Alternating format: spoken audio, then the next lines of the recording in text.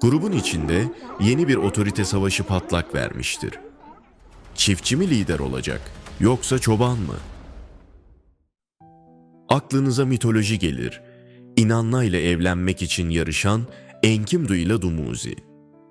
Bir yanda toprağı işleyip düzeni kuran, öte yanda hayvanları güdüp özgürlüğü temsil eden, her ikisinin de göz diktiği kadının yerinde olmak istersiniz. Ama o iki adam da artık sizin gibi yalnız ve beceriksiz biriyle değil, güçlü, doğurgan, çalışkan kadınlarla ilgilenmektedir. Eski CEO size ilgi gösterse de, tarım da, hayvancılık da onun için hala birer PowerPoint sunumudur. Ama bu yeni dünyada kimsenin güzelliğe, zekaya ya da entelektüel birikime ihtiyacı kalmamıştır. Yeni değerler bellidir. Toprak bilgisi, hayvan yönetimi ve kas gücü. Güç artık rafine değil, ilkel bir şeydir. Otorite düzgün konuşmakla değil, tohumu tanımakla, inek sağmakla ya da bir kavgada yere düşmemekle kurulur.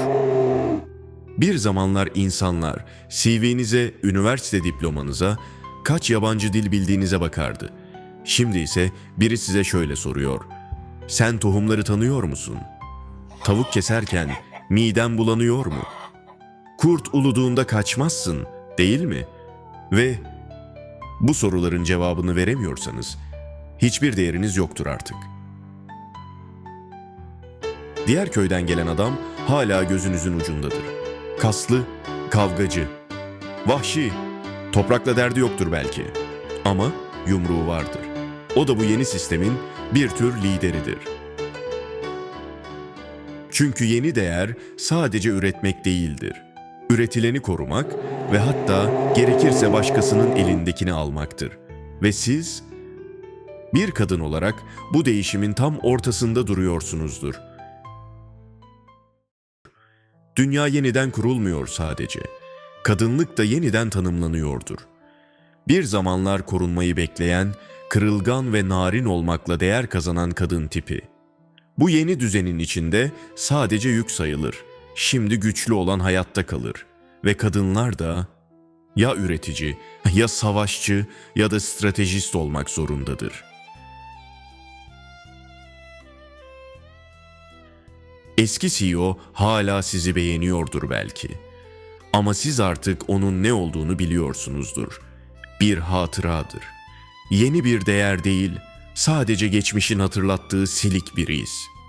Ve kendi içinizden fısıldarsınız: eskiden masal prensesi olmayı isterdim. Şimdi tek istediğim yırtıcılarla dolu bu dünyada kendimi koruyabilmek.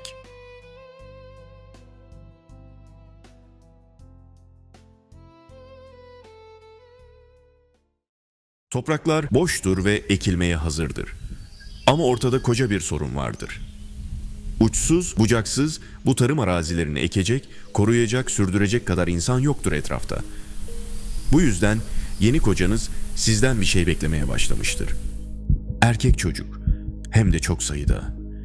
Ve işin en çarpıcı tarafı şudur: bir zamanlar sadece bir kızım olsun, yeter diyen siz artık onunla aynı fikirdesinizdir. Çünkü biliyorsunuz, bu topraklar erkek gücü olmadan sürülemez. Hayvanlar erkek eli olmadan zapt edilemez. Ve dış tehditler ancak yumrukla, kasla savuşturulabilir. Siz kendi ellerinizde terk ettiğiniz eski dünyanın kodlarına dönmüşsünüzdür. Ama bu dönüş gönüllü değildir. Bu hayatta kalmanın doğal sonucudur. Ve artık siz de farkındasınızdır. Eskiden aşağıladığınız, tutucu dediğiniz insanlar belki de sadece yaşamak için gerekeni yapmışlardır. İnançlarınız, idealleriniz, feminizminiz, şehirli kimliğiniz hepsi bir kenara. Şimdi tek bir şey önemlidir: toprağı koruyacak erkek evlatlar.